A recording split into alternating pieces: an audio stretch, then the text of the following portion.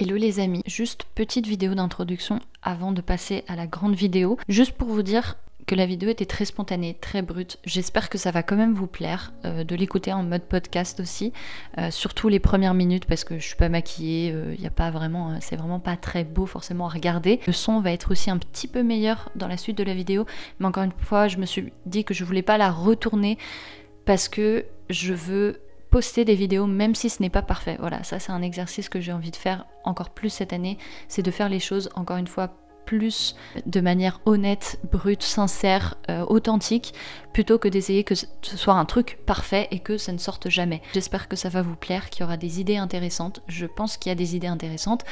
Donc voilà, j'espère que vous prendrez ce qui vous parle et puis vous me direz si ça vous plaît quand même, des trucs plus spontané. Moi en tout cas c'est comme ça que je prends le plus de plaisir, ou en tout cas que j'ai l'impression que j'ai plus d'idées qui ressortent. Donc si ça vous plaît, ça serait super. Et puis sinon, bah je verrai ce que je fais. Je vous souhaite une très belle journée et puis bonne vidéo. Pendant que je prenais mon petit déj, j'ai eu une petite idée de vidéo. Et vu que j'ai pas envie d'attendre que ça soit parfait pour la tourner, la poster, etc. J'ai dit que j'allais la filmer tout de suite, en même temps que je me prépare, en même temps que je me maquille. En ce moment, je suis un petit peu en train de réfléchir, d'introspecter. J'ai 24 ans et c'est l'année de mes 25 ans, donc là on est en septembre et je vais fêter mes 25 ans en février. On est au milieu de la vingtaine, en tout cas pour moi, et j'ai vraiment envie de faire comme un mini bilan. Enfin je sais pas, je le sens en moi, j'ai envie de faire un petit bilan sur qu'est-ce que j'ai appris depuis mes 20 ans jusqu'à maintenant. Et là ce matin, j'ai eu comme l'idée de vous partager les principes de vie, en tout cas des principes de vie qui moi m'ont aidé. Il n'y a rien qui a été prouvé par la science, il n'y a rien qui a été... Évidemment que ce que je vais partager, a priori, ça aide parce que je l'ai lu dans plein de livres, que je l'ai écouté dans plein de vidéos et que oui, ça a peut-être été prouvé par la science ou bref, mais c'est plus là des principes de vie qui, moi, m'ont aidé à être plus heureuse, à mieux me connaître et à vivre une vie aussi où je suis plus épanouie, une vie avec des meilleures relations, où je me sens mieux dans mon corps, je me sens mieux avec ma famille, je me sens mieux avec la vie de manière générale. Il n'y a pas d'ordre précis non plus, je les ai juste notés, donc on va faire en freestyle comme ça. J'ai l'impression d'être vraiment la full youtubeuse beauté. Oui, je suis en train de me mettre de la crème solaire. Le premier principe que j'ai noté sur ma liste, un principe de vie qui m'aide beaucoup et je ne l'ai pas conscientisé, c'est juste moi qui l'ai noté là ce matin. Depuis mes 20 ans, j'ai suivi, j'ai l'impression, ce principe, mais je l'avais jamais conscientisé comme ça. Mais là ce matin, je l'ai noté comme le principe d'écouter son cœur et son intuition. Ça peut être dans tellement de domaines de la vie, d'écouter son intuition, d'écouter son cœur. Et typiquement, écouter son cœur, écouter son intuition, selon moi, c'est pas forcément faire les choses les plus confortables, les plus faciles.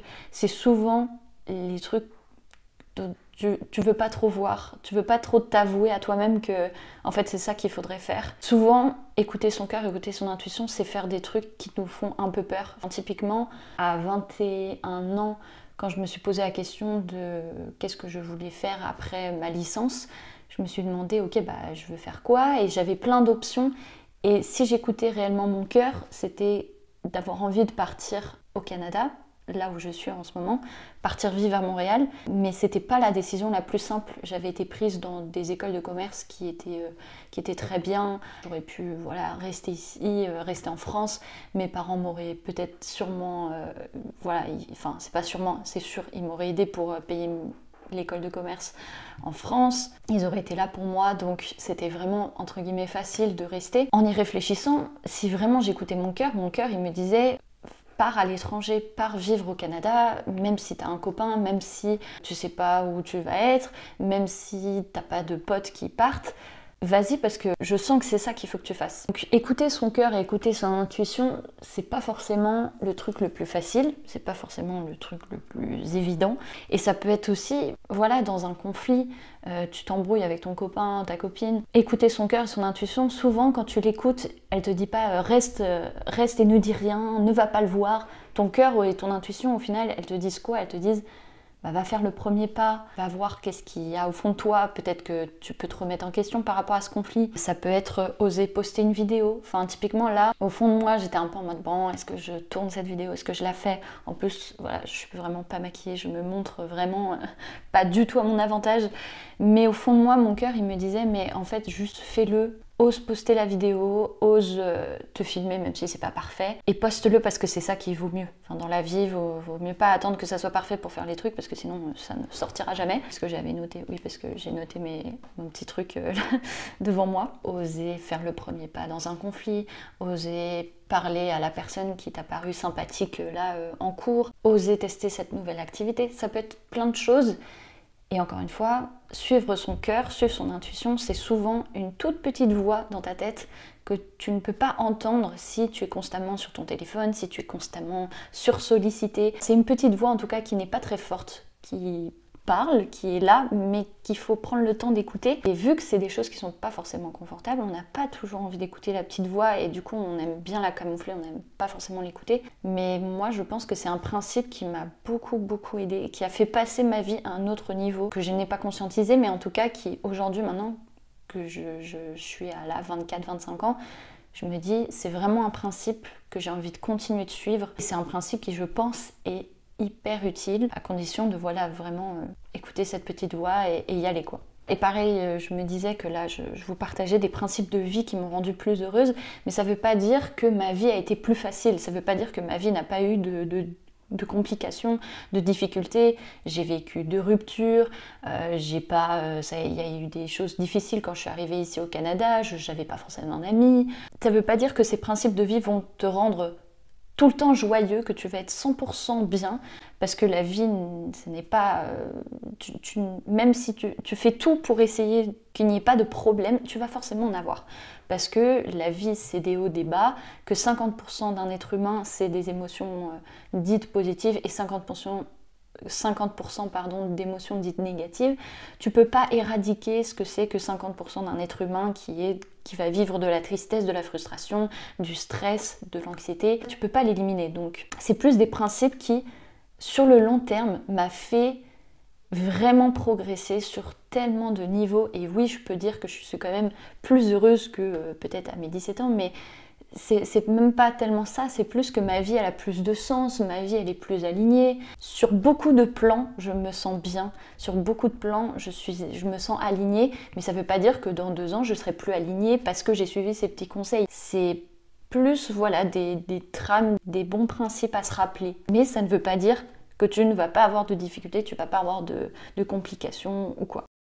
J'ai vraiment une tête de crever, je ne sais pas. Enfin si, je sais, je vais poster la vidéo, même si c'est vraiment pas parfait. Pour avancer un petit peu dans la vidéo, le deuxième principe de vie qui m'a vachement aidée, qui pareil peut paraître un petit peu bateau, Bisounours, c'est sorti tout droit d'un film pour enfants, c'est de faire ce qui nous plaît. Qui nous plaît veut pas dire ce qui nous fait plaisir. Pas ce qui nous fait plaisir à court terme typiquement. Si d'un coup j'ai envie d'une pizza, c'est pas ce qui me plaît, c'est ce qui me fait plaisir là à court terme. Faire ce qui me plaît, c'est faire ce qui te nourrit vraiment, en fonction de son système de valeurs, en fonction de ce qui est important pour toi. Moi aujourd'hui là je fais quasiment 6 à 7 séances de sport par semaine. Parfois je m'entraîne 2 fois par jour parce que je fais une séance de yoga, puis je fais une séance de muscu. Parfois je fais du running. Je fais beaucoup de sport et c'est pas quelque chose forcément que je recommande à tout le monde parce que c'est quelque chose qui moi me plaît en fonction de mon système de valeurs, en fonction de ce qui compte pour moi.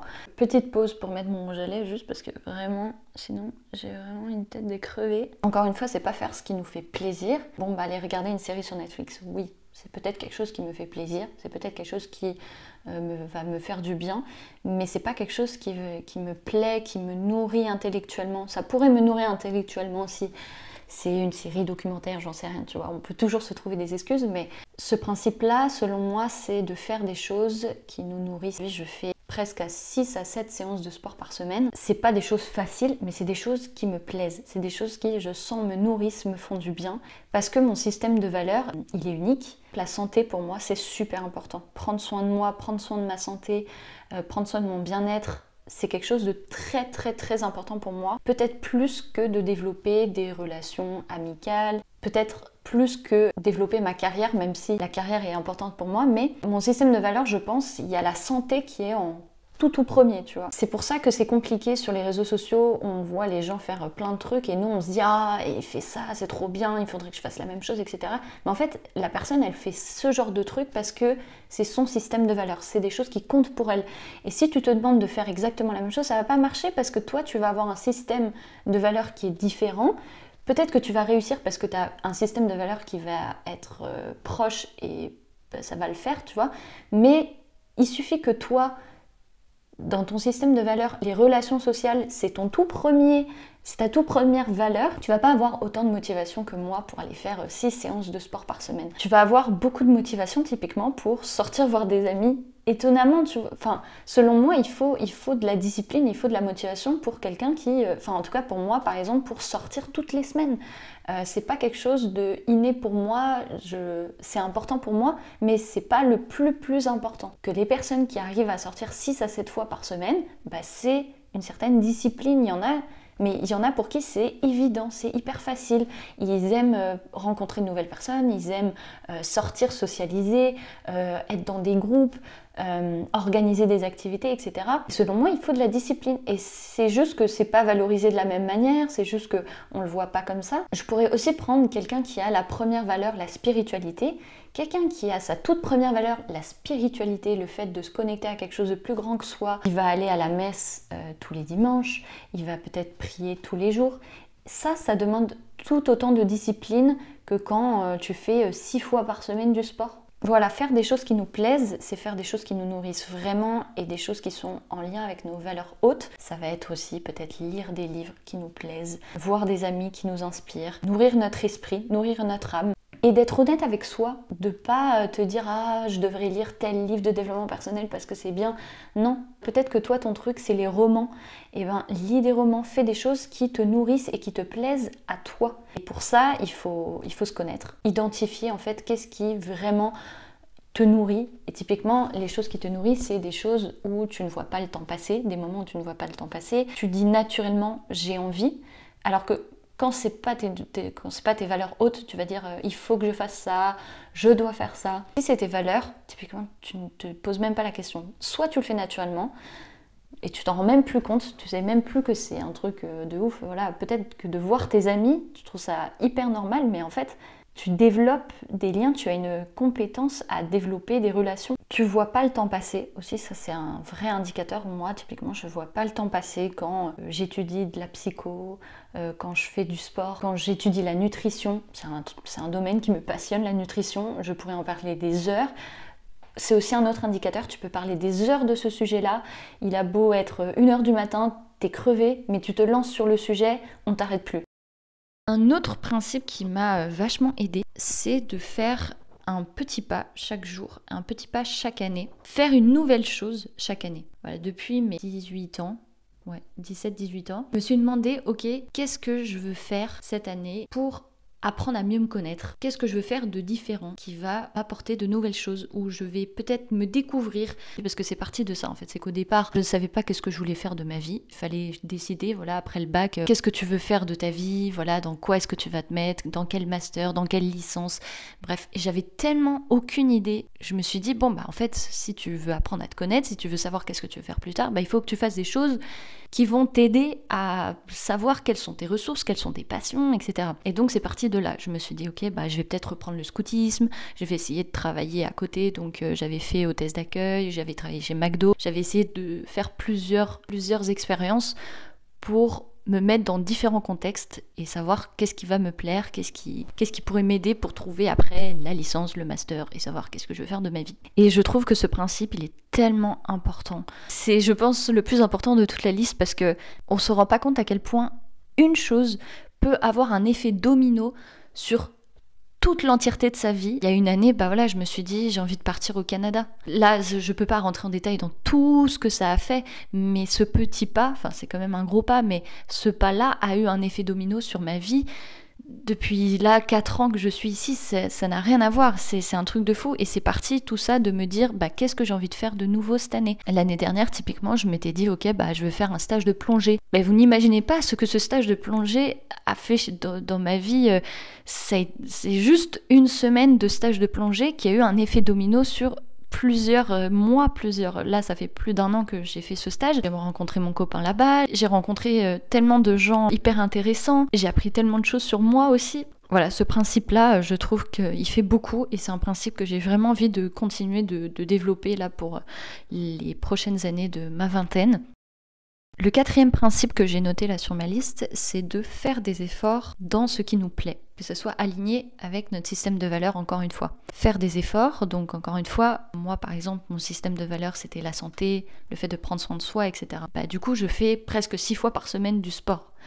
Ça veut pas dire que ça me demande pas des efforts, c'est pas parce que ça me passionne et que j'adore ça qu'il y a des fois où j'ai pas envie d'y aller, qu'il y a des fois où c'est chiant, j'ai pas envie de le faire et où je me dis que je préférerais être allongée dans mon canapé et juste me détendre. Mais ce principe-là, encore une fois, ça fait un effet domino après sur toute ta vie. Quand ça a du sens pour toi, faire des efforts, ça te donne l'occasion d'être fier de toi. Tu ne peux pas avoir une vie où tu es heureux sans te donner l'occasion d'être fier de toi. Je l'avais déjà dit dans une autre vidéo, mais tu n'es pas super fier de toi après avoir passé 2 heures sur Netflix, 2 heures sur Instagram. Ça ne te nourrit pas, ça ne te rend pas fier. Tu finis pas ta journée en te disant « Waouh, vraiment, j'ai accompli des trucs de fou aujourd'hui. » Oula, ma caméra qui se barre. Finis pas 2 heures de scroll en étant fier de toi. Alors que quand tu fais des efforts, quand tu te donnes l'occasion d'être fier de toi, ta vie, t'es plus heureux. Enfin, quand t'as plus confiance en toi, t'as plus d'estime pour toi, puisque tu as vu que tu as réussi quelque chose. Ça veut pas dire non plus faire des trucs de ouf. Et toi, ton truc, c'est le dessin. Tous les gens qui ont dessiné vont relate avec ce que je vais dire, c'est que parfois dessiner, ça demande des efforts, c'est fatigant, t'as envie de terminer ton dessin, enfin bref, ça veut pas dire que parce que c'est ta passion et parce que tu aimes ça, ça ne demande pas un effort. Mais vu que c'est des choses qui ont du sens pour toi, faire des efforts, ça devient aussi plus simple. Ce qui est important à retenir, c'est de faire des efforts dans ce qui nous plaît, faire des efforts dans un domaine qui compte pour nous et qui est dans notre système de valeurs. Ça rend ta vie quand même plus riche, plus remplie, plus profonde, avec plus de sens. Encore une fois, ça veut pas dire que c'est simple. Je l'ai déjà répété, mais voilà, je pense que c'est important.